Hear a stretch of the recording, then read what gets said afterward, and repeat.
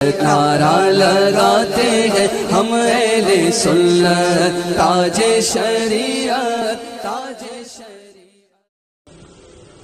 فاعوذ باللہ من الشیطان الرجیم، بسم اللہ الرحمن الرحیم۔ قال اللہ تعالی فی القرآن العظیم والفرقان الحمید، قل بفضل اللہ وبرحمتہ فبذلک فلیفرحوا هو خیر مما یجمعون۔ صدق اللہ البصیر القدیر وصدق رسولہ الرشید النذیر والحمد للہ رب العالمین۔ لائق صد احترام علماء اہل سنت، قابل قدر سامعین حضرات، آئیے ہم اور آپ سب سے پہلے اپنے اور ساری کائنات کے مرکز عقیدت حضور رحمت للعالمین، شفیع المذنبین، رسول گرامی وقار، محبوب پروردگار، دونوں عالم کے مالک و مختار حضور محمد الرسول اللہ صلی اللہ تعالی علیہ وسلم کے دربار پر انوار میں درود شریف کا نذرانہ پیش فرمائیے، پڑھیے بلند آواز سے۔ اللہم صلی علی سیدنا مولانا محمد معدن الجود والکرم وعلی آلہ وبارک وسلم، صلاۃ و سلام علیک یا رسول اللہ صلی اللہ تعالی علیہ وسلم۔ تو سب سے پہلے برکت کے لیے اعلی حضرت عظیم البرکت آیت من آیات اللہ، معجزۃ من معجزات رسول اللہ، امام احمد رضا خان علیہ الرحمت والرضوان کی مقدس نعت پاک سے آپ اپنے دل کو منور و مجلہ فرمائیں۔ اعلی حضرت کی نعت نبی کونین صلی اللہ تعالی علیہ وسلم کی مقدس زندگی پاک کا کوئی نہ کوئی گوشہ ہے، یا تو قرآن عظیم کی کسی آیت کریمہ کا ترجمہ ہے، یا تو سرکار کے حدیث پاک کا مطلب ہے۔ اعلی حضرت اپنے آقا کی بارگاہ میں عرض کرتے ہیں، ان کی مہک نے دل کے، ان کی مہک نے دل کے غنچے کھلا دیے ہیں، غنچے کھلا دیے ہیں، جس راہ چل گئے ہیں کوچے بسا دیے ہیں، کوچے بسا دیے ہیں۔ تو آقا کے سیرت کے تعلق سے اس شعر پر آپ تشریح بھی سن چکے ہیں، لیکن پھر عرض کرتا چلوں آپ کا ایمان تازہ ہو جائے۔ گرمی شدت کی پڑ رہی تھی، بہت کافی گرمی تھی۔ آقا کریم صلی اللہ علیہ وسلم کی عادت کریمہ تھی کہ میرے سرکار دوپہر کا کھانا تناول فرمانے کے بعد تھوڑی دیر تک آرام فرما لیا کرتے تھے، جس کو قیلولہ کہا جاتا ہے۔ آج اس دور جدید میں سائنس نے ترقی کر کے یہ ثابت کیا کہ اگر دوپہر کا کھانا کھانے کے بعد تھوڑی دیر تک سو لیا جائے تو اختلاج قلب کی بیماری سے وہ محفوظ رہے گا۔ آج ریسرچ کر کے جس چیز کو بتا رہے ہیں، آج سے 1400 برس پہلے سے میرے آقا نے اس پر عمل کر کے بتا دیا۔ ایک صحابی ہے سرکار کے جن کے پاس 2 بیویاں تھیں۔ آقا کریم صلی اللہ تعالی علیہ وسلم کے صحابی سے ان کی دونوں بیویوں نے ایک روز سوال کیا، اے میرے شوہر، یہ تو بتاؤ کہ آپ کا جسم اتنا کیوں مہکتا رہتا ہے؟ آپ نہاتے ہیں تب خوشبو نہیں لگاتے، آپ کپڑے بدلتے ہیں تب خوشبو نہیں لگاتے۔ آپ کا حال یہ ہے کہ ہم لوگوں نے خوشبو لگاتے ہوئے نہیں دیکھا، مگر پھر بھی اتنی خوشبو آپ کے جسم سے آتی ہے کہ ہماری خوشبو پر آپ کی خوشبو غالب ہو جاتی ہے۔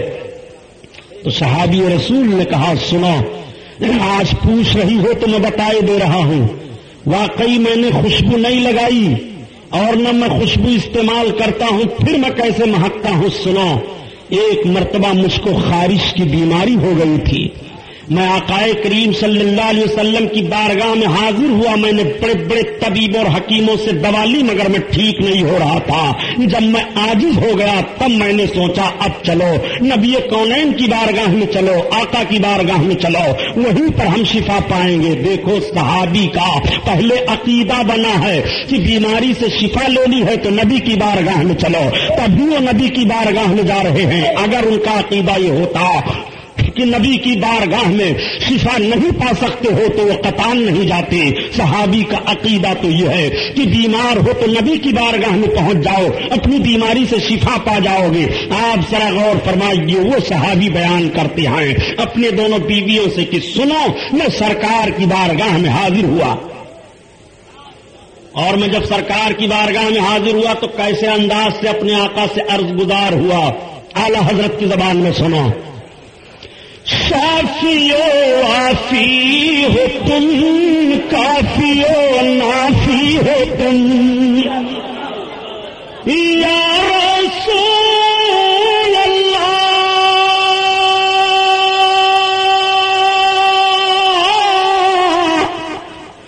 شافیو آفی ہو تم, کافیو نافی ہو تم, درد کو کر دو دوا تم پہ کرو درود, درد کو کر دو دوا تم پہ کرو درود, کرو درود.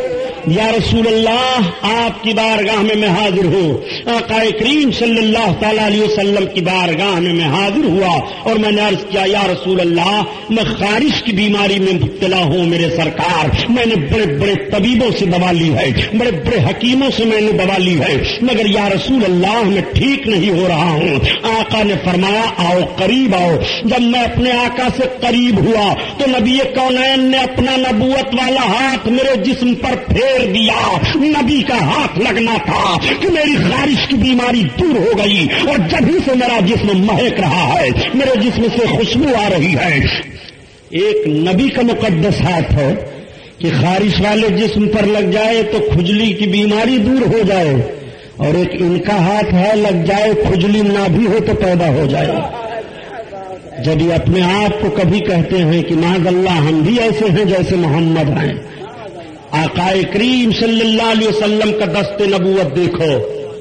اعلی حضرت عظیم البرکت اسی لیے تو فرماتے ہیں کہ تو اپنے نبی کا ہاتھ دیکھنا چاہتا ہے. نبی کے ہاتھ کا عالم تو یہ ہے کہ ہاتھ جسم تو اٹھا غنی کر دیا, موج بہار سماحت پہ لاکھوں سلام, لاکھوں سلام. آؤ خوشبو کی بات آ گئی تو ایک بات اور عرض کرتا چلوں. اصل میں پیارے کیا بتاؤں, میرا مزاج یہ ہے کہ جب اعلیٰ حضرت کی نعت پڑھتا ہوں تو اپنے جانکاری کی بنیاد پر, اپنے علم کی بنیاد پر میں پوری کوشش کرتا ہوں کہ اعلیٰ حضرت کے نعت کی تشریح اور اس کے تعلق سے جتنے واقعات ہیں آپ سن لیں, ایمان تازہ ہو جائے. ابھی صرف نعت پاک کا ایک ہی شعر پڑھ رہا ہوں اور کتنے واقعات آ رہے ہیں. خوشبو کی بات چل رہی ہو سنو. جب میرے سرکار مکہ المکرمہ سے ہجرت فرما کر کے مدینہ طیبہ آئے اور مدینہ میں سب سے پہلے حضرت بلال نے اذان دی. اذان کے الفاظ کو جب مدینہ کے بچوں نے سنا تو دہرانا شروع کر دیا. آج بھی بچوں کا مزاج ہوتا ہے کہ کوئی انقلابی شعر سنیں تو وہی نعرہ لگانے لگتے ہیں, وہی شعر پڑھنے لگتے ہیں. چنانچہ پہلی بار مدینہ طیبہ کے بچوں نے اذان کے الفاظ کو سنا تھا تو وہ غول بنا بنا کر کے اذان دیتے تھے گلیوں میں اور چلا کرتے تھے. میرے سرکار ادھر سے آ رہے ہیں, ادھر سے بچے اذان دیتے ہوئے جا رہے ہیں. سرکار کی نگاہ بچوں پر پڑی اور بچوں کی نگاہ آقا پر پڑی. بچے خاموش ہو گئے, وہ دیکھو رسول اللہ آ رہے ہیں. میرے سرکار آگے بڑھے، ایک بچہ کو بلایا جس کی آواز بڑی اچھی تھی، سرکار نے اس کے سر پر دست نبوت پھیرا اور دعائیں دی۔ وہ بچہ بھاگتا ہوا اپنی ماں کے پاس گیا اور کہا اے امی، ہم سارے بچے اذان دیتے ہوئے آ رہے تھے، ادھر سے اللہ کے رسول آ رہے تھے، سرکار نے ہم کو بلایا، دعا دی ہے اور میرے سر پر اپنا ہاتھ رکھا ہے۔ ماں نے کہا بیٹا قریب آ جا، نبی کا ہاتھ جہاں لگتا ہے وہ جگہ مہکنے لگتی ہے۔ اماں نے جب اپنے بچے کے سر کو سونگھا تو خوشبو آ رہی ہے۔ ماں نے کہا بیٹا سن، میں تجھے وصیت کرتی ہوں کہ جب تک تو زندہ رہنا اپنے سر سے ان بالوں کو ترشوانا نہیں، اس لیے کہ ان بالوں سے نبی کا ہاتھ لگ گیا ہے۔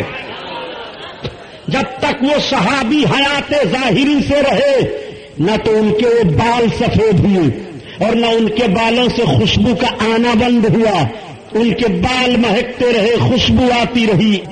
درود پاک اللہم صلی علی سیدنا مولانا محمد معدن الجود والکرم وعلی آلہ وبارک وسلم، صلاۃ و سلام علیک یا رسول اللہ صلی اللہ تعالی علیہ وسلم کی شان سے حسان بولے، فدائے حامل قرآن بولے، غلام موتی ایمان بولے، وہ مختارس دقیقہ دان بولے، ادب کا مطلع تابان بولے، وہ احسن من کلم ترقت عینی وہ اجمل من کلم تلد النساء خلقتا مبرعا من کل عیب کانکا قد خلقتا کما تشاء۔ ہزار بار بشویم دہنز مشکو گلاب ہنوز نام تو گفتن کمال بے ادبیست۔ حضرات، انسان کا ایک مزاج ہوتا ہے خوش ہونا اور غمگین ہونا۔ اللہ تعالیٰ نے جب حضرت آدم علیہ السلام کو پیدا فرمایا تو 40 روز تک رحمت کی برسات ہوتی رہی، 39 دن تک تو غم کا بادل برسا اور 1 دن خوشی کا بادل برسا۔ اسی بنیاد پر انسان غمگین زیادہ ہوتا ہے، خوش کم ہوتا ہے، اس کو غم زیادہ ہوتا ہے، خوشی کم لاحق ہوتی ہے۔ لیکن انسان کی فطرت ہے خوش ہونا، خوشی منانا۔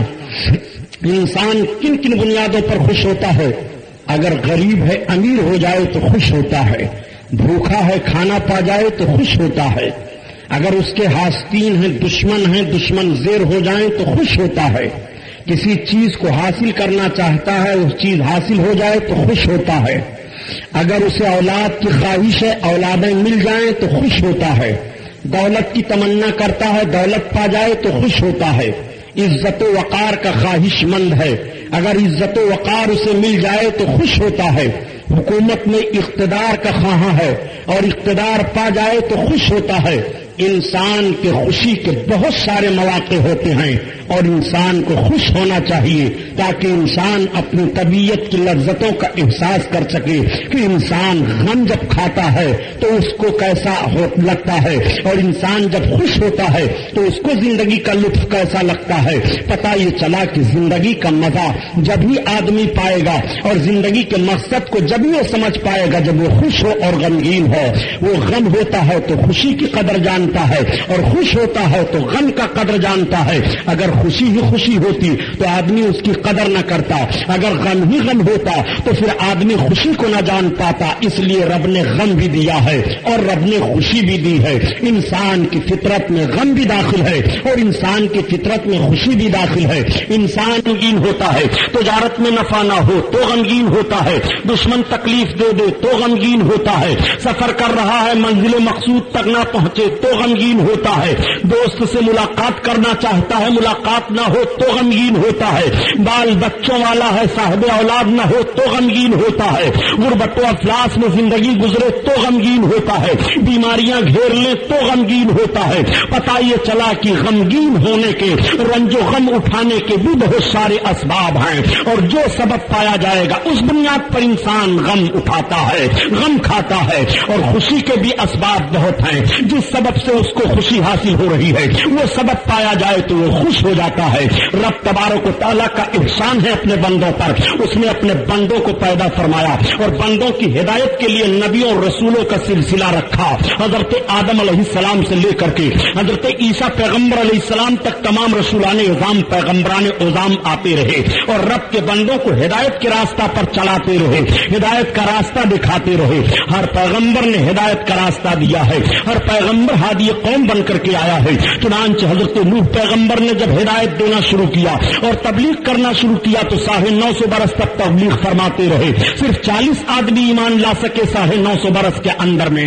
ایک طرف حضرت نوح کی تبلیغ کو سامنے رکھو اور ایک طرف صرف 23 برس کی تبلیغ کو سامنے رکھو. 23 برس کی تبلیغ ہو رہی ہے تو عرب کا خطہ اسلام قبول کر رہا ہے. 23 برس کی تبلیغ رسول اللہ کی ہو رہی ہے تو مدینہ کے لوگ اسلام قبول کر رہے ہیں. 23 برس میں تبلیغ ہو رہی ہے تو پورے مکہ کے لوگ اسلام قبول کر رہے ہیں. 23 برس کی تبلیغ ہو رہی ہے تو گرد و نواح کے لوگ اسلام قبول کر رہے ہیں. 23 برس کی تبلیغ ہو رہی ہے تو مقام طائف کے لوگ اسلام قبول کر رہے ہیں.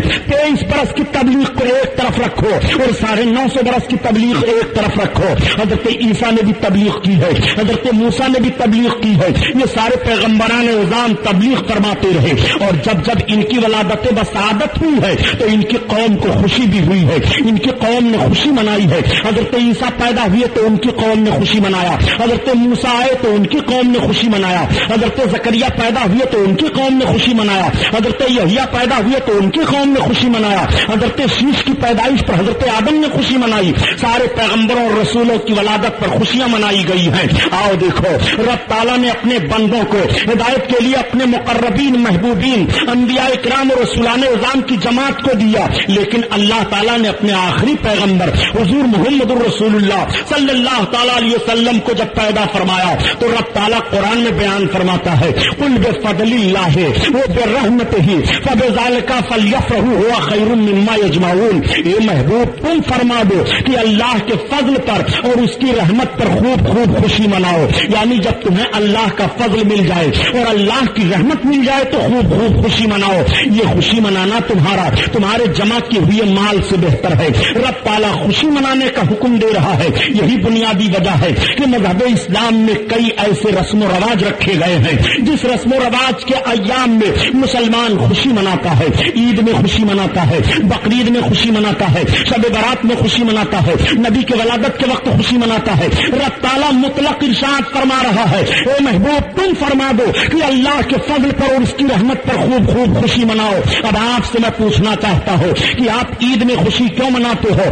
آپ کہو گے سبحانی صاحب ہم نے 1 مہینہ کا روزہ رکھا ہے, اب ہم خوشی منا رہے ہیں, 2 رکعت نماز پڑھ رہے ہیں, نئے نئے کپڑے پہن رہے ہیں, دوسروں کو مٹھائی کھلا رہے ہیں, خیرات کر رہے ہیں, غریبوں کو ہم دیکھ رہے ہیں, ہم زکوٰۃ و صدقات بانٹ رہے ہیں. آپ بقرعید میں کیا خوشی مناتے ہو؟ سبحانی صاحب ہم قربانی کر رہے ہیں, خون بہا رہے ہیں, حضرت ابراہیم علیہ السلام کی سنت ادا کر رہے ہیں. آپ سے میں عرض کرنا چاہوں گا پیارے, یہ بتاؤ رمضان شریف کا مہینہ گزر جائے تو عید کی خوشی منا رہے ہو, بقرعید کا موسم آ جائے تو عید کی خوشی منا رہے ہو. یہ عید و بقرعید تمہیں کہاں سے ملے ہیں؟ یہ خوشی منانے کا موقع کہاں سے ملا ہے؟ اب آئیے آپ غور فرمائیے, اگر نبی کونین نہ ہوتے تو عید کی خوشی آپ کو کہاں سے ملتی؟ اگر مصطفیٰ جان رحمت نہ ہوتے تو بقرعید کی خوشی آپ کو کہاں سے ملتی؟ تو نبی جو چیز تمہیں دے کر کے جا رہے ہیں اس پر تو خوشی منا رہے ہو, اور خود نبی دنیا میں آ رہے ہیں اور جب وہ دن آ جائے تو اس پر خوشی کیوں نہیں منا رہے ہو؟ سب سے بڑی رحمت تو میرے آقا ہیں. رب فرماتا ہے قل بفضل اللہ وبرحمتہ فبذلک فلیفرحوا هو خیر مما یجمعون. اے محبوب تم فرما دو کہ رب کے فضل پر اور اس کی رحمت پر خوب خوشی مناؤ, خوب خوب خوشی مناؤ. یہ میرے سرکار رب کا فضل ہی تو ہے, آقا رب کی رحمت ہی تو ہے. رب تعالیٰ نے ارشاد فرمایا وما ارسلناک الا رحمتا للعالمین. اے محبوب ہم نے تم کو سارے جہان کے لیے رحمت بنا کر کے بھیجا ہے. رب تعالیٰ ارشاد فرماتا ہے رحمتی وسعت کل شیء, میری رحمت ہر شے سے زیادہ وسیع ہے. نبی کونین صلی اللہ تعالیٰ علیہ وسلم کی عظمت میں رب بیان فرماتا ہے کہ وَإِن تُعُدُّوا نِعْمَتَ اللَّهِ لَا تُحْصُوهَا, اگر تم اللہ کی نعمت کو شمار کرنا چاہو تو شمار نہیں کر سکتے ہو. رب تعالیٰ ارشاد فرماتا ہے کہ میں جو تمہیں رحمت دے رہا ہوں اس رحمت کی بڑی خوبیاں ہیں. انا اعطیناک الکوثر, اے محبوب ہم نے تمہیں بے شمار خوبیاں عطا فرما دی ہیں. تو نبی کونین رحمت بن کر کے تشریف لائے ہیں اور رب بیان فرماتا ہے کہ رب کے فضل پر اور اس کی رحمت پر خوب خوب خوشی مناؤ. آقا کریم صلی اللہ تعالیٰ علیہ وسلم کے پیدائش پر خوشی کس نے نہیں منائی؟ دریا میں مچھلیوں کو خوشی حاصل ہوئی ہے, ہواؤں کو خوشی حاصل ہوئی ہے, چرندے پرند کو خوشی حاصل ہوئی ہے. ہاں نبی کی ولادت بسعادت پر اگر کوئی رنجیدہ تھا تو حدیث شریف کے الفاظ ہیں کہ ابلیس چیخ رہا تھا اور اپنے سر کو پہاڑوں میں مار رہا تھا. جب اس کی ذریت نے پوچھا کہ کیا ہوا, اس نے کہا سنو جس محمد کے نور کی میں نے مخالفت بہت پہلے کی تھی، وہ محمد لباس بشر میں مکہ میں پیدا ہو گئے آمنہ خاتون کے وطن سے۔ عبد المطلب سردار قریش کے گھر ان کا جنم ہو چکا ہے۔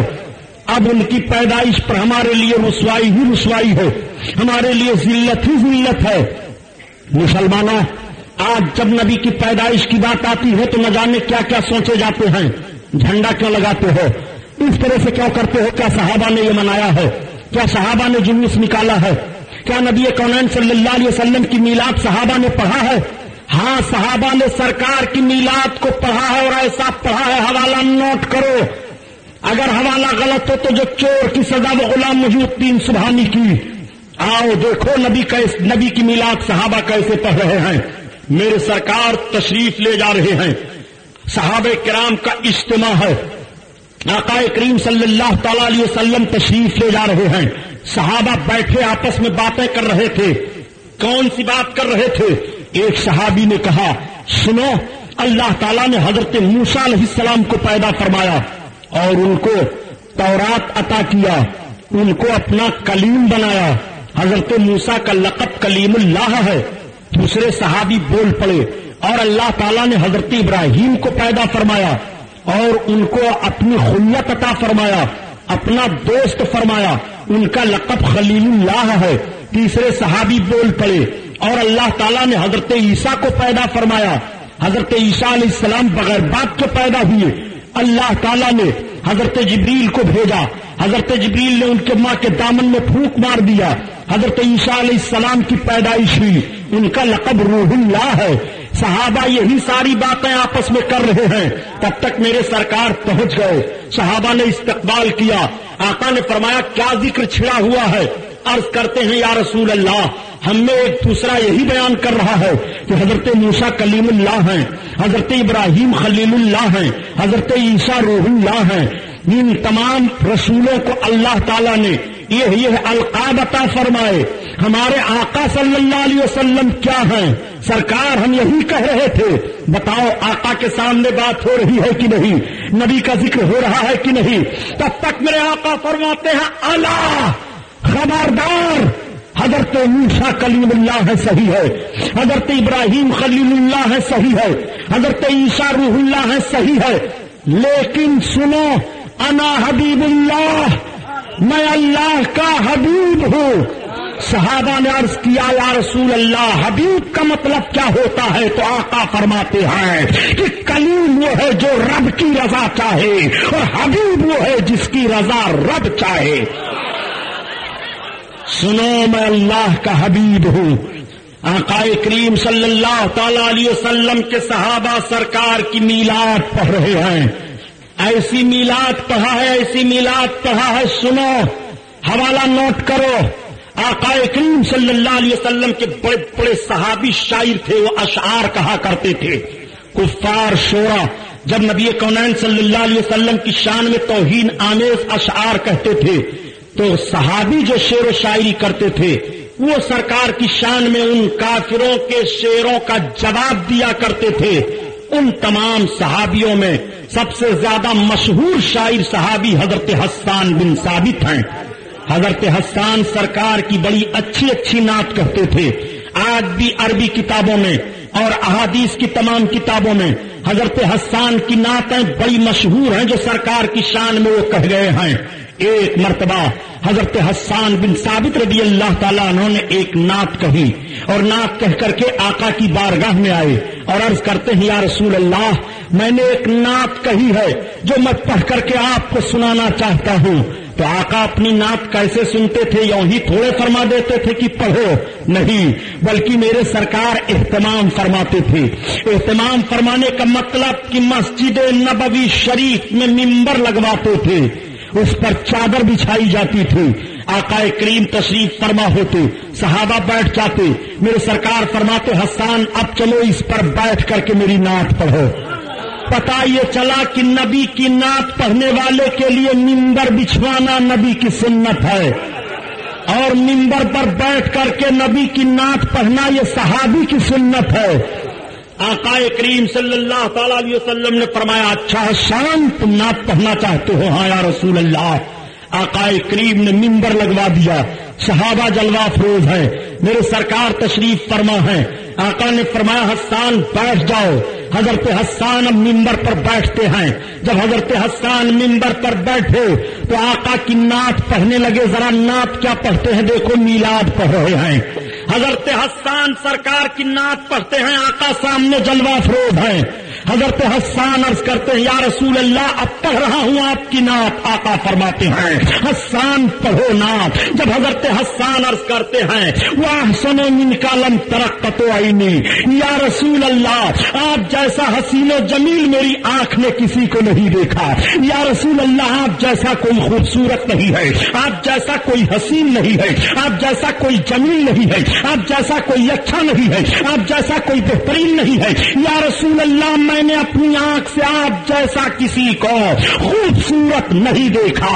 اب دوسرا شعر حضرت حسان پڑھ رہے ہیں. یا رسول اللہ دیکھوں کیسے؟ وہ اجمل من کلم طلب النساء، یا رسول اللہ آپ جیسا حسین و جمیل کسی عورت نے بچہ پیدا ہی نہیں کیا، آپ جیسا کوئی پیدا ہی نہیں ہوا تو میری آنکھ دیکھے کہاں؟ دیکھو نبی کی پیدائش بیان کر رہے ہیں حضرت حسان. نبی کے سامنے نبی کی میلاد پڑھی جا رہی ہے، نبی کے سامنے نبی کی پیدائش کو بیان کر رہے ہیں. اور کسے میلاد کہتے ہیں؟ اسی لیے میں کہتا ہوں یہ نجد کی بدماش اولادو، کیا تمہیں حضرت حسان بن ثابت کا یہ شعر نہیں مل رہا ہے؟ وہ اجمل من کلم طلب النساء، یا رسول اللہ آپ جیسا حسین و جمیل کسی عورت نے بچہ جنا ہی نہیں ہے.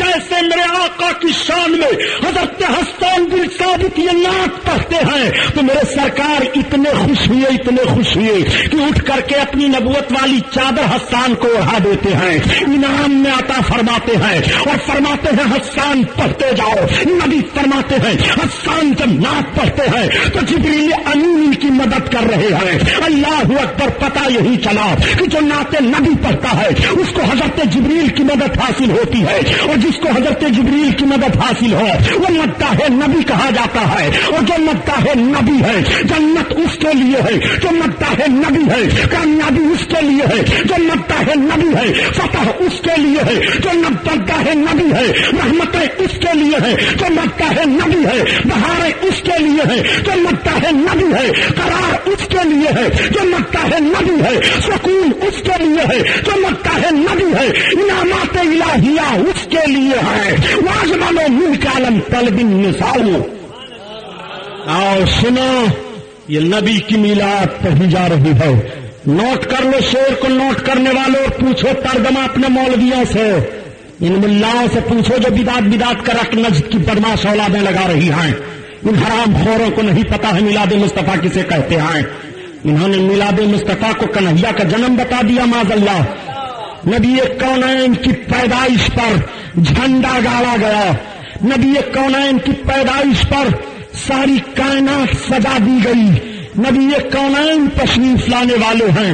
میلاد مصطفیٰ کی برکت ملاحظہ فرمائیے. آقا کریم صلی اللہ تعالی علیہ وسلم کی اتنی ہی تعریف حضرت حسان نہیں کرتے ہیں بلکہ اور کر رہے ہیں. کیسے کر رہے ہیں اس کو بھی سنو.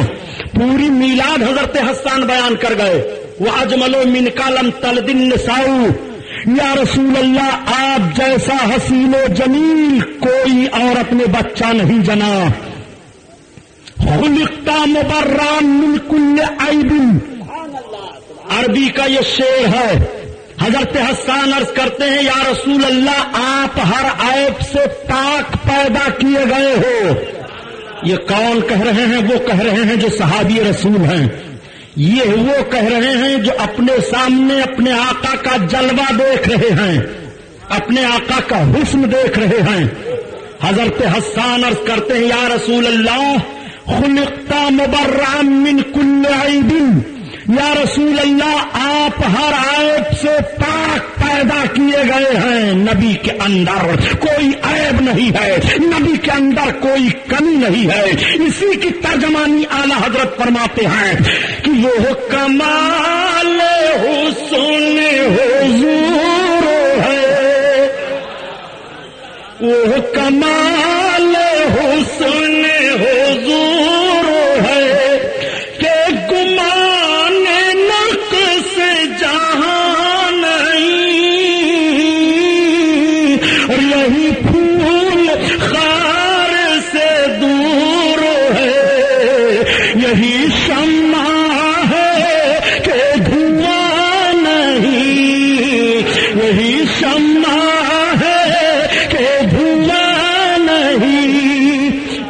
بھائی میرے سرکار اتنے حسین تھے کہ ایک مرتبہ آقا کریم صلی اللہ تعالی علیہ وسلم مدینہ طیبہ میں باہر سے اونٹ اور گھوڑے آئے بکنے کے لیے. شہر سے باہر میدان میں خیمہ لگ گیا. سارے لوگ خرید کرنے کے لیے گئے. آقا بھی خریدنے کے لیے گئے. سرکار نے ایک اونٹ کا سودا کر لیا. آقا فرماتے ہیں قیمت میں تمہیں بعد میں دیتا ہوں. اونٹ لے کر کے آئے. وہ سرکار کا چہرہ دیکھتا رہا. وہ گھبرایا. وہ سوچنے لگا. اس نے کہا میں نے بغیر جان پہچان کے اونٹ 1 ارب کے ہاتھ پر بیچ دیا. تب تک ان تاجروں میں ایک خاتون تھی. وہ بول پڑی اے تاجر سن جو اونٹ خرید کر لے گئے ہیں ان کا ایسا حسین و جمیل چہرہ ہے ایسا چہرہ جھوٹے کا نہیں ہو سکتا. اگر وہ قیمت نہ ادا کریں گے تو میں ادا کر دوں گی مگر ان کے لیے فکر نہ تو کر. میں نے ان کا چہرہ دیکھا ہے. وہ بڑے سچے ہیں. بعد میں پتا چلا کہ وہی نبی آخر الزماں ہیں جو تمہارے اونٹ کو خرید کر لے کر کے گئے ہیں. دشمن بھی بلا پہچانے دیکھ کر کے کہہ دیتا ہے آپ جیسا کوئی حسین و جمیل نہیں ہے. آپ جیسا کوئی خوبصورت نہیں ہے. خلقت مبرأ من کل عیب. آپ ہر عیب سے پاک پیدا کیے گئے ہیں. آپ کے اندر کوئی عیب نہیں. اب اگر کوئی نبی کے اندر عیب نکالے معاذ اللہ. ان کو غیب کا علم نہیں تھا. یا رسول اللہ کہنا درست نہیں ہے. نبی تو اپنی بیٹی فاطمہ کو نہیں بخشوا سکتے. نبی تو اپنے چچا کو کلمہ نہیں پڑھا سکے. نبی تو فلاں کو کلمہ نہیں پڑھا سکے. اس طرح کا جملہ کہہ کر کے اپنے ایمان کا جنازہ کیوں نکالتے ہو؟ نبی کے اندر کوئی عیب نہیں ہے. خلقت مبرأ من کل عیب کانک قد خلقت کما تشاء. حضرت حسان عرض کرتے ہیں یا رسول اللہ آپ بلا عیب پیدا کیے گئے ہو. گویا آپ کی پیدائش آپ کے چاہنے کے مطابق ہوئی ہے. یا رسول اللہ آپ جیسا چاہ رہے تھے اسی طرح سے آپ کی پیدائش ہوئی ہے. حضرت حسان بن ثابت سرکار کے سامنے یہ سرکار کی مکمل میلاد پڑھ رہے ہیں. مصطفیٰ بھی سن رہے ہیں. صحابہ بھی سن رہے ہیں. پتہ یہ چلا کہ میلاد پڑھنا صحابی کی سنت ہے اور میلاد سننا رسول کائنات کی سنت ہے. آؤ دیکھو میلاد کیسے کیسے پڑھی گئی ہے. خوشیاں کیسے کیسے منائی جاتی ہیں. آج ہندوستان آزاد ہوا. ہندوستان کو آزاد ہوئے قریب 50 برس کا عرصہ گزر رہا ہے. لیکن جب ہندوستان کی آزادی کا دن آتا ہے تو آج بھی خوشی منائی جاتی ہے. آج بھی دہلی کے لال قلعہ پر جھنڈا فہرایا جاتا ہے. آج بھی اسمبلیوں میں جھنڈے لہرائے جاتے ہیں. آج بھی پارلیمنٹ میں جھنڈا لہرایا جاتا ہے. آج بھی بلاک پر جھنڈا لہرایا جاتا ہے. آج بھی شہروں کے چوک پر جھنڈا لگایا جاتا ہے کہ میرا ملک آزاد ہوا ہے. میرے ملک کو آزادی ملی ہے. میں آپ سے پوچھنا چاہتا ہوں ملک آزاد ہو جائے تو آپ خوشی منا رہے ہو. ملک آزاد ہو جائے تو ملک کے آزادی کے دن کو ظاہر کرنے کے لیے جھنڈا لگا رہے ہو. اور سنو یہ ملک کیسے آزاد ہوا اس بات کو بھی بتاتا چلوں. آج جب کچھ لوگ مسلمانوں پر اعتراض کر دیتے ہیں میں عرض کرتا ہوں اٹھا کر کے بھارت کی تاریخ پڑھو. صرف اتر پردیش میں ہندوستان کو آزاد کرانے کے لیے انگریزوں سے 3 دن کے اندر 90,000 مسلمانوں نے قربانی دی تھی. 90,000 مسلمان نوجوانوں کا خون اتر پردیش میں 3 دن کے اندر بہا تھا. انگریزوں کو مار بھگایا تھا. ہندوستان آزاد ہوا ہے. میں عرض کرتا ہوں اے مسلمان ہندوستان کا ہر باشندہ مل کر کے جب انگریز کو نکالتا ہے اور اپنے ملک کو آزاد کروا لیتا ہے غلامی کی زنجیریں ٹوٹ جاتی ہیں اور آزاد ہو جاتا ہے ملک تو جھنڈا لہرایا جاتا ہے. خوشی منائی جاتی ہے. مٹھائیاں بانٹی جا رہی ہیں. بلا تمثیل سمجھو وہ نبی کونین جو پیدا ہوئے تو جانوروں کو بھی آزادی ملی ہے. وہ نبی پیدا ہوئے تو بت کے پجاریوں کو آزادی ملی ہے. وہ نبی پیدا ہوئے تو جہنمیوں کو جہنم سے آزادی ملی ہے. وہ نبی پیدا ہوئے تو لوگ راہ راست پر آ گئے ہیں. وہ نبی پیدا ہوئے تو جانوروں تک کو آزادی ملی ہے. جس نبی نے ساری کائنات کو آزادی دلائی ہے اس رسول کا جب جنم دن آئے تو کیوں نہ خوشی منائی جائے. اس رسول کا جنم دن آئے تو کیوں نہ جھنڈا نکالا جائے. اس رسول کا جنم دن آئے تو کیوں نہ لوگوں کو بتایا جائے اے لوگوں یہ وہی تاریخ ہے جس تاریخ میں رحمت للعالمین پیدا ہوئے ہیں، یہ وہی تاریخ ہے جس تاریخ میں بشیر و نذیر پیدا ہوئے ہیں، یہ وہی تاریخ ہے جس تاریخ میں طٰہٰ یاسین پیدا ہوئے ہیں، یہ وہی تاریخ ہے جس تاریخ میں دکھیوں کو دختور کرنے والے آقا پیدا ہوئے ہیں، غلامی کی زنجیروں میں یتیم جکڑ گئے تھے، یہ وہی تاریخ ہے جس تاریخ میں مدینہ کا تاجدار دنیا میں آیا ہے تو یتیموں کو سہارا دے دیا ہے، بیواؤں کو سہارا دے دیا ہے، غریبوں کی غربت دور ہو گئی ہے۔ نبی کونین نے کیسی آزادی دی ہے اور نبی کس طرح سے سہارا دے رہے ہیں، واقعہ سنانا مقصد نہیں ہے بلکہ ذہن و فکر میں بات اتارنا چاہتا ہوں۔ آج سب خوشی منا رہے ہو مگر نبی کی خوشی دیکھو، نبی نے کیسی خوشی منائی ہے اور کس طرح سے خوشی منانے کا ذہن دیا ہے آقا کریم نے۔ سرکار دو عالم صلی اللہ تعالی علیہ وسلم کے صحابہ عید کے خوشی منانے کی تیاری کر رہے ہیں، مدینہ طیبہ کی سرزمین ہے، عید کے چاند کا اعلان ہو جاتا ہے، تمام بچے گلیوں میں چہل پہل مچا رہے ہیں، گلیوں میں توڑ دھوپ رہے ہیں، سویرے عید ہونے والی ہے، پورے مدینہ میں خوشی کے بادل برس رہے ہیں، سویرے عید ہونے والی ہے۔ سارے صحابہ عید کی مکمل تیاری کر لیتے ہیں اور جب عید کی تیاری کرتے ہیں سویرے سویرے اچھے اچھے لباس پہن کر کے صحابہ میدان کی طرف عید کی نماز پڑھنے کے لیے جا رہے ہیں۔ نبی کونین صلی اللہ تعالی علیہ وسلم بھی اپنے حجرے مقدس سے نکلے لباس فاخرہ پہن کر کے نبی چند قدم چلے تھے کہ تب تک سرکار کی نگاہ نبوت دیکھ رہی ہے کہ عیدگاہ جانے کے راستے پر ایک بچہ کھڑا ہو کر کے رو رہا ہے، اس کے آنسو زاروں قطار بہ رہے ہیں مگر اس کا رونا ایسا نہیں تھا کہ کوئی معمولی تکلیف ہو۔ آقا کریم آگے بڑھے، بچے کے سر پر دست نبوت رکھا، آقا فرمانے لگے بیٹا کیوں رو رہے ہو؟ آج تو عید ہے، آج تو تمہیں خوش ہونا چاہیے، آج تو تمہیں بھی اپنے باپ کے ساتھ عیدگاہ کی طرف جانا چاہیے۔ کیا تم مدینہ کے بچوں کو نہیں دیکھ رہے ہو؟ کیا تمہاری نگاہ نہیں دیکھ رہی ہے کہ بچے کس طرح سے خوشی منا رہے ہیں؟ اس بچے کو یہ نہیں معلوم تھا کہ میرے سر پر ہاتھ رکھنے والے رحمت للعالمین ہیں۔ بچہ اور آہیں لے کر کے رونے لگتا ہے، سسکیاں لے کر کے رونے لگتا ہے، ہچکیاں بچ جاتی ہیں۔ آقا فرماتے بیٹا بتا تو کیوں رو رہا ہے؟ مگر بچہ سسک رہا ہے اور کہتا ہے اے پوچھنے والے عرب مرد مجھ سے نہ پوچھو میں کیوں رو رہا ہوں، آج پورے مدینہ میں مجھ جیسا غریب بچہ کوئی نہیں ہے، مجھ جیسا مفلوق الحال بچہ کوئی نہیں ہے۔ آج جب میں بچوں کو مدینہ کے دیکھتا ہوں عیدگاہ کی طرف جاتے ہوئے تو میں سوچ رہا ہوں ہائے کاش میں اتنا غریب نہ ہوتا، اے کاش میرا بھی باپ ہوتا تو میں اپنے باپ کے ساتھ عیدگاہ کی طرف جاتا۔ اے پوچھنے والے مجھ سے نہ پوچھو میں بہت غریب ہوں، آج رو کر کے اپنے غم کو ہلکا کر رہا ہوں۔ نبی کونین مچل گئے، فرماتے بیٹا بتا تیرا باپ کیا ہوا؟ وہ بچہ چہرہ دیکھتا ہے اور دیکھنے کے بعد کہتا ہے اے پوچھنے والے سنو، پوچھ رہے ہو تو میں بتا رہا ہوں میرا باپ کیا ہوا۔ میرے باپ کا حال یہ ہوا کہ اللہ کے رسول کے ساتھ میرا باپ ایک جنگ میں شریک ہوا، میرے باپ کو سرکار کے قدموں میں شہادت مل گئی، میری ماں نے دوسری شادی کر لی، مجھ کو گھر سے نکال دیا گیا، مجھے کوئی سہارا دینے والا نہیں ہے۔ میں جب دوسرے بچوں کو دیکھتا ہوں اپنے باپوں کے ساتھ میں چلتے ہوئے جاتے ہوئے تو مجھ کو میرا باپ یاد آ رہا ہے۔ ہائے مدینہ میں مجھ جیسا غریب کوئی نہیں ہے، اتنا سننا تھا۔ نبی کونین مچل گئے، بیٹا خوش ہو جا، جس رسول کے قدموں میں تیرے باپ کو شہادت ملی ہے وہ اللہ کا حبیب میں ہی ہو، وہ اللہ کا رسول میں ہی ہو۔ جیسے اس بچے کی نگاہ پڑی بچہ مسکرانے لگا۔ اعلیٰ حضرت عظیم البرکت اسی کو بیان فرماتے ہیں، سکی تسکی سے روتے ہوئے ہنستا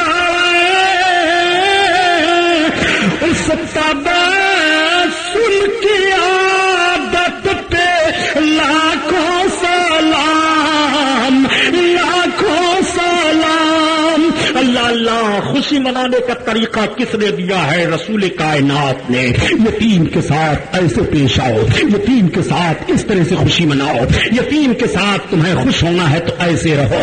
نبی کونین صلی اللہ تعالی علیہ وسلم اس بچہ کو لے کر کے آئے، فرماتے ہیں عائشہ اس بچہ کو نیا کپڑا پہنا دو، اس کو نہلا دو۔ نہلایا گیا، نیا کپڑا پہنایا گیا۔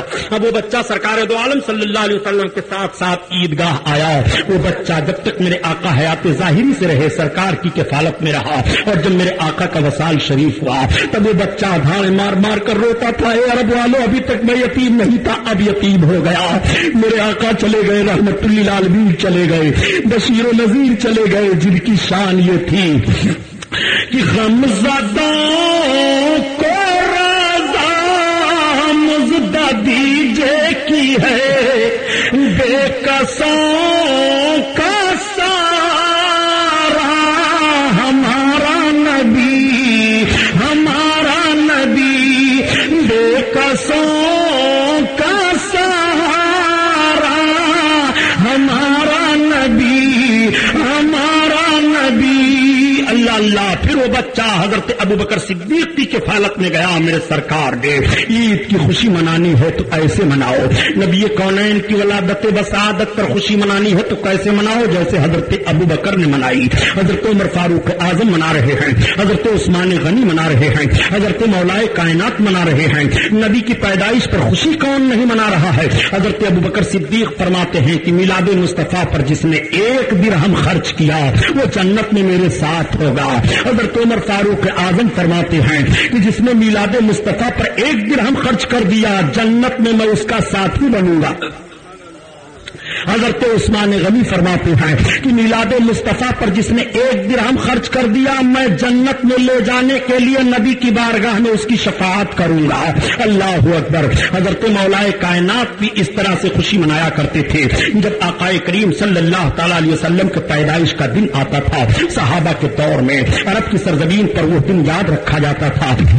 اکثر صحابہ روزہ رکھتے تھے, خود نبی کونین صلی اللہ علیہ وسلم بھی روزہ رکھا کرتے تھے. پتہ چلتا تھا یہ سرکار کی پیدائش کا دن ہے اور بہت ڈھیر سا کھانا بنوا کر کے مدینہ کے غریبوں میں اور دوست احباب میں تقسیم کیا جاتا تھا, کھلایا جاتا تھا. یہ صحابہ کے دور میں رائج تھا. آقا کریم صلی اللہ علیہ وسلم کے میلاد کی خوشی کا رواج نجدی حکومت جب سے آئی ہے اس وقت سے عرب کی سرزمین پر روکا گیا, ورنہ نبی کونین کے میلاد کا رواج عرب کی سرزمین پر بڑی مضبوطی کے ساتھ تھا. چنانچہ پیر پیرا میرے میرا سرکار غوث اعظم بڑے پیر دستگیر رضی اللہ تعالیٰ عنہ کے تعلق سے بتایا جاتا ہے کہ سرکار غوث اعظم سرکار کے 12ویں شریف کا بڑا اہتمام کیا کرتے تھے. جب سرکار کی 12ویں آتی یعنی میلاد مبارک کی رات آتی تو غوث اعظم اپنا دروازہ کھول دیتے تھے. غریبوں فقیروں کے لیے آج بٹ رہا ہے, آج یہاں سے سب کو عطا کیا جائے گا. بغداد میں بہت سارا کھانا بنوایا جاتا تھا. سرکار غوث اعظم بہت چراغن فرمایا کرتے تھے. ایسی خوشی بڑے پیر دستگیر نے منائی کہ ایک روز آقا نے انہیں بشارت ہی عطا فرما دیا, اے عبد القادر تو مجھے 12 کو یاد کر رہا ہے, میری امت تجھے 11 کو یاد کرتی رہے گی. اسی تاریخ سے 11ویں کی بنیاد پڑ جاتی ہے. غوث اعظم خوشی منا رہے ہیں میلاد مصطفیٰ پر, خواجہ غریب نواز خوشی منا رہے ہیں میلاد مصطفیٰ پر, حضرت داتا علی حجویری خوشی منا رہے ہیں میلاد مصطفیٰ پر, اور خود مسلم بزرگ حضرت شیخ عبدالعزیز محدث دہلوی رحمت اللہ علیہ ہیں. سنو وہابی دیوبندی بھی سن لیں, جن کے وہاں میلاد نہیں ہے کل ان کے چہرے پر ہوائیاں اڑیں گی. یہ بدماش اولاد ہیں. جب ہندوستان میں یہ بات چلائی گئی تھی کہ نبی کے جنم دن پر تعطیل کی جائے, چھٹی منائی جائے, تو وہی حرام خور لوگ تھے دہلی کے پارلیمنٹ میں. ان حرام خوروں نے کہا تھا کہ صاحب یہ ایک نئی چیز لائی جا رہی ہے, اس کی حقیقت ہمارے اسلام میں کچھ نہیں ہے. تو جماعت اہل سنت کے بہت بے باک عالم دین مولانا عبید اللہ خان اعظمی نے اعتراض کیا تھا اور کہا تھا کہ سن لیجئے مسٹر وی پی سنگھ, یہ مسلمانوں نے بنام مسلمان کہلانے والے کبیر پنتھی ہیں. تعجب ہو رہا ہے کہ گاندھی کا جنم دن منایا جا رہا ہے ہندوستان میں, گرو جینتی منائی جا رہی ہے ہندوستان میں, کرسمس ڈے منایا جا رہا ہے ہندوستان میں.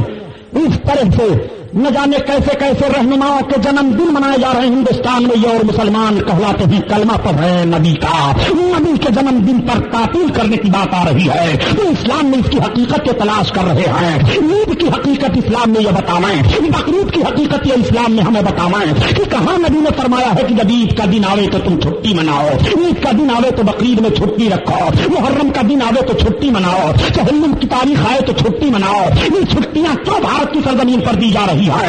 اگر تیوہارات کی چھٹیاں بھارت کی سرزمین پر دی جا رہی ہے تو سب سے بڑا ہمارا تیوہار نبی کریم کا جنم دن ہے.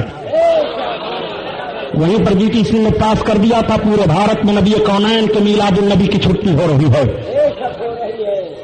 سنو,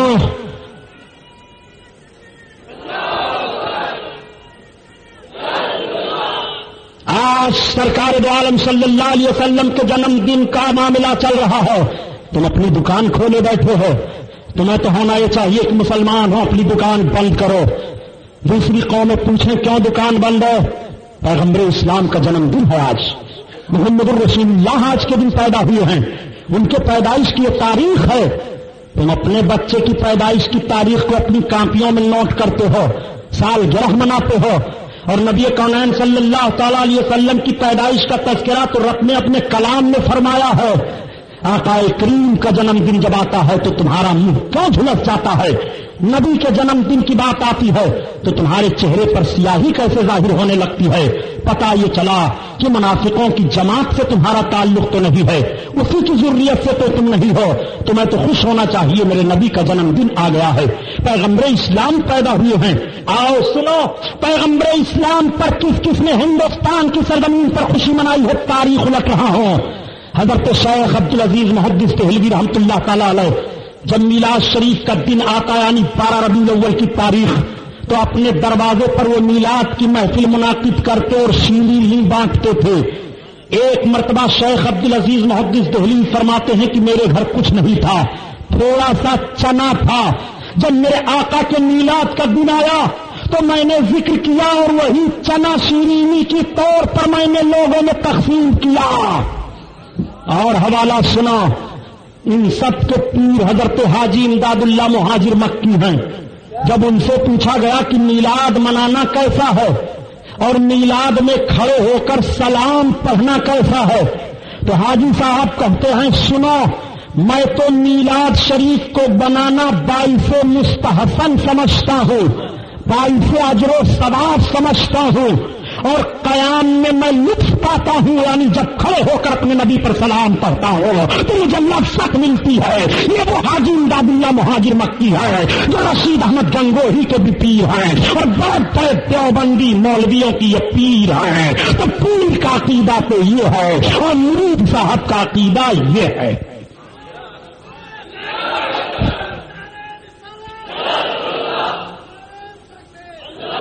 اور سنو، حوالہ لے لو، اور جب یہ دکانوں پر بیٹھ کر کے مردود لوگ کہیں کہ یہ بدعت ہے بدعت ہے، ان حرام خوروں سے پوچھو، چلو گنج مراد آباد، حضرت علامہ فضل الرحمان گنج مراد آبادی رحمۃ اللہ علیہ بہت مسلم بزرگ ہیں۔ حضرت فضل الرحمان گنج مراد آبادی اعلی حضرت کے دور کے بزرگ ہیں۔ گنج مراد آباد اتر پردیش کی سرزمین پر ہے، اپنے وقت کے اتنے بڑے عالم دین ہیں، اتنے بڑے عالم دین ہیں کہ جب اعلیٰ حضرت کی اور حضرت علامہ فضل الرحمان گنج مراد آبادی کی ملاقات ہوتی ہے تو آپ ضعیف ہیں اور سرکار اعلیٰ حضرت جوان ہیں۔ اعلیٰ حضرت کے سر پر فضل الرحمان گنج مراد آبادی نے اپنی ٹوپی رکھ دی اور اعلیٰ حضرت کی ٹوپی اپنے سر پر رکھ لی ہے۔ یہ محبت کا عالم ہے۔ وہی حضرت علامہ فضل الرحمان گنج مراد آبادی جب میلاد کی رات آ رہی ہے تو چراغ جل رہے ہیں، ایک چراغ نہیں، دو چراغ نہیں، بلکہ مکمل ان کے گھر میں چراغ جل رہے ہیں، ان کے دروازے پر کئی چراغ جل رہے ہیں، ان کے صحن میں چراغ جل رہے ہیں، ان کے دیوار کی مڈیر پر چراغ جل رہے ہیں۔ کسی نے آ کر کے کہا حضرت اتنا چراغ جلانے کی ضرورت کیا ہے؟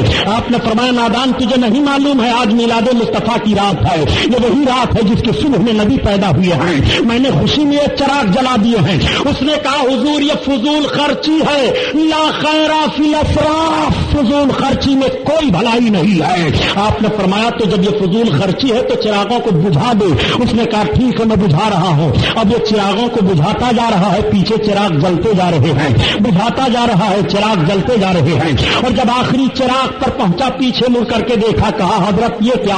کہا میں کیا کروں، تو ہی نے تو کہا تھا کہ لا خیر فی الاسراف، فضول خرچی میں کوئی بھلائی نہیں ہے، اور میں کہتا ہوں کہ لا اسراف فی الخیر، بھلائی کرنے میں کوئی فضول خرچی نہیں ہے، بھلائی جس انداز سے بھی کرو بھلائی ہی بھلائی ہے۔ نادان یاد مصطفیٰ پر یہ چراغ جل رہے ہیں، یہ چراغ پھونکوں سے بجھایا نہ جائے گا۔ اللہ اکبر، نبی کی میلاد کس نے نہیں منائی ہے؟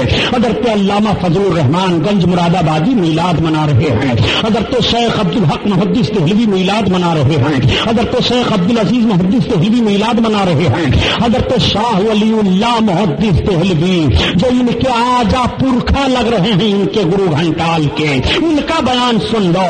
حضرت علامہ شاہ ولی اللہ محدث دہلوی فیوز الحرمین نام ہے کتاب کا، اس میں تحریر فرماتے ہیں کہ جب میں گیا مکۃ المکرمہ اور جب میں سرکار کے میلاد شریف والے مکان کو دیکھنے کے لیے گیا، اللہ ترکوں کو سلامت رکھا، مولا نے ان پر بڑی رحمتیں نازل کی تھی، انہوں نے سرکار کے میلاد شریف کے مکان کو سنوار دیا تھا، چونا کاری کر دیا تھا، قالین بچھا دیا تھا، سرکار کے مکان شریف کے اگل بغل گھاس لگا دی گئی تھی، اور حکم یہ تھا کہ جب کوئی یہاں آئے تو درود شریف پڑھتا رہے، ہر دم سرکار کے میلاد شریف والے مکان میں، یعنی اس مکان میں جس میں میرے سرکار پیدا ہوئے، ہر دم قرآن پڑھا جاتا تھا، درود پڑھا جاتا تھا، اور جب میلاد شریف کا دن آتا تھا تو چھوٹے چھوٹے عربی بچے بیٹھ کر کے سرکار کی یہی نعت پڑھتے تھے، وہ احسن من کلم ترقت عینی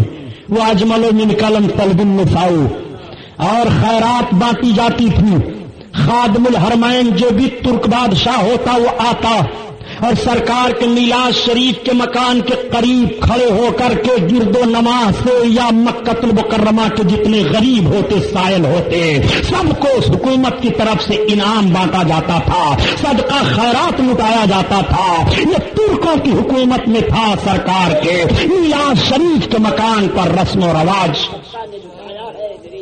حضرت شاہ ولی اللہ محدث دہلوی فرماتے ہیں کہ جب میں زیارت کرنے کے لیے گیا تو میلاد شریف کا دن تھا، میری نگاہ کیا دیکھ رہی ہے کہ سرکار کے میلاد شریف کے مکان سے لے کر کے آسمان تک نور کی جھماجھم بارش ہو رہی ہے۔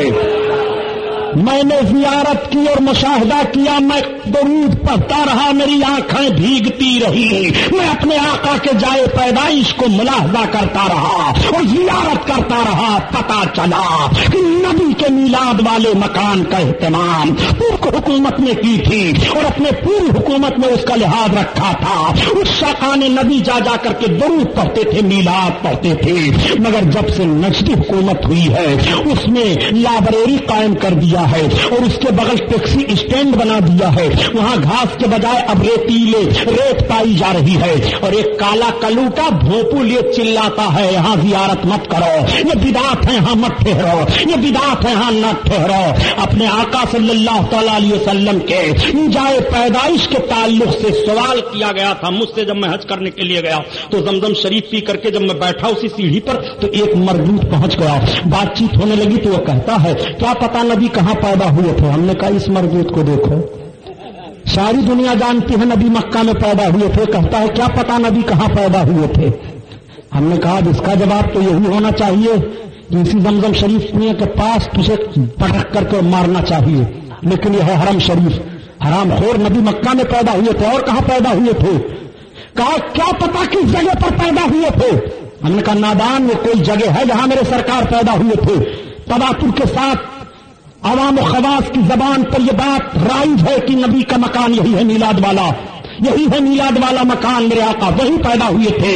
نبی کونین صلی اللہ تعالی علیہ وسلم کے میلاد شریف کے مکان کو مکمل طور پر مٹانے کی کوشش کی جا رہی ہے، کتب خانے میں بدلا گیا، ٹیکسی اسٹینڈ میں بدلا گیا، اب قریب اس کو ڈھا دیں گے، اور عمارت پرانی ہو گئی ہے، گر رہی ہے، گرنے کے بعد وہ ایک دم جیسے بقی کو برباد کیے ہیں، جنت المعلا کو برباد کیا ہے، حضرت امیر حمزہ کی قبر انور کو برباد کیا ہے، ایسے یہ ظالم حکومت ان ساری نشانیوں کو برباد کر دے گی۔ حضور مفتی اعظم ہند بریلی کے تاجدار رحمت اللہ تعالی علیہ کی جب نگاہ ان نشانیوں پر پڑی تو رب کی بارگاہ میں عرض گزار ہوئے، الہ العالمین تیرے حبیب کا پیارا چمن کیا برباد، الہی نکلے یہ نجدی بلا مدینے سے، الہی نکلے یہ نجدی بلا مدینے سے، الہی نکلے۔ آقا کریم صلی اللہ علیہ وسلم کی میلاد پر کس نے خوشی نہیں منائی؟ اگر خوشی نہیں منا رہے ہیں تو آج کے لوگ جو بدعقیدہ ہیں وہ خوشی نہیں منا رہے ہیں۔ خدا کی قسم اگر میلاد مصطفی پر اعتراض ہوتا رہا تو سن لو، وہی دہلی کا لال قلعہ ہے. دہلی کے لال قلعہ میں عالمگیر نے میلاد کو منایا، دوسرے سلاطین مغلیہ نے میلاد کو منایا، اور جب بہادر شاہ ظفر کا دور آیا، بہادر شاہ ظفر کے دور میں میلاد پر بدعت کا فتویٰ لگایا گیا. میٹنگ ہوئی دہلی کے لال قلعہ میں، علماء اکٹھا ہوئے.